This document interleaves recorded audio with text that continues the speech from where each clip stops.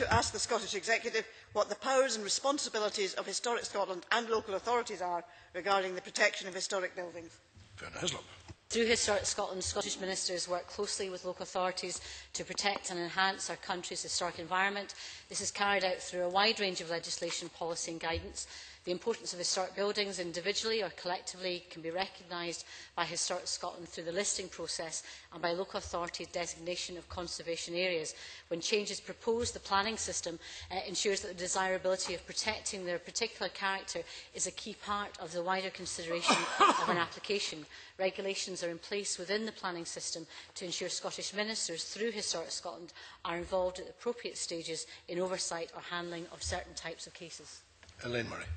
Thank you, Minister, for your reply. You may well be aware of growing concerns about the numbers of listed buildings and buildings and conservation areas in my constituency, which have fallen into disrepair. Indeed, I think there has been an email campaign to your MSP address on St Mary Street in Dumfries.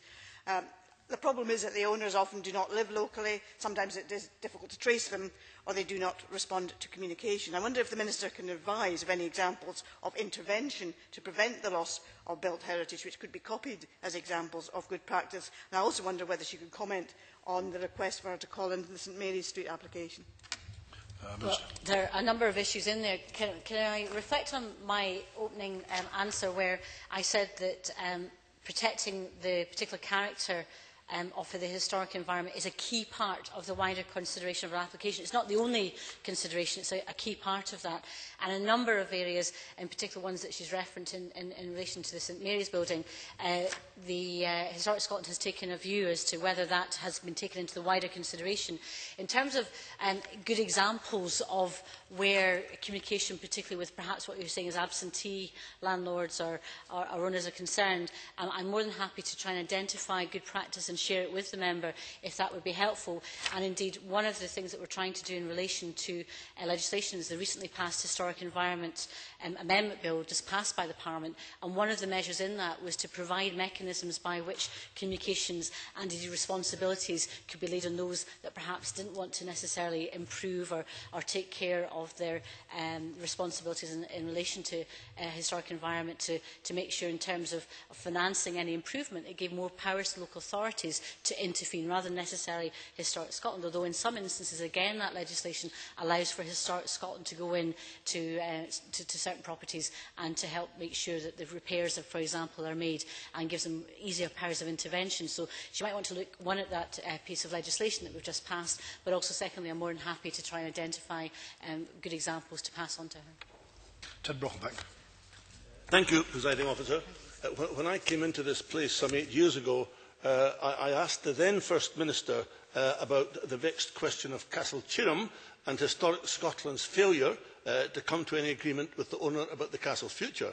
Despite the Minister having given me encouraging noises over the months, can she now take this opportunity, perhaps certainly my last culture questions, to actually update us on what is happening with Castle Cheetham, or will we have to wait another 8 years before Historic Scotland finally sees sense on this matter?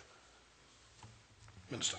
I'm very conscious that the former Culture Minister is sitting beside me, but I've been in post for somewhat just over a year now. I can inform him that no new application has been submitted for Castle Cheetham. However, active discussions are taking place with the owner, and Historic Scotland is working closely with the owner and his team to establish a new way forward to serve the best interests of the castle. Stewart Stevenson. Does the Minister believe that the regeneration of Portsoy Harbour in my constituency through the provision of funding under the Historic Scotland Conservation Area Regeneration will be a real boost to local tourism, support the Portsoy Traditional Boat Festival and serve as an excellent example for other parts of Scotland? Minister. Indeed, I do, and indeed, since 2007, £16 million has been awarded to 34 locally run schemes. I understand in Portsoy, the £500,000 that has just been announced under round 4 of CARS is funding work surrounding the quay, is aimed at providing economic drivers and enhancing tourism. I think there are also wider social benefits regarding youth development skills through the repair of the facilities to be used by local boat builders in the provision of after-school opportunities. So yes, it's it's about regeneration and protection, but it's also about services that can also have wider implications for communities. So I'm delighted to agree with him on that point.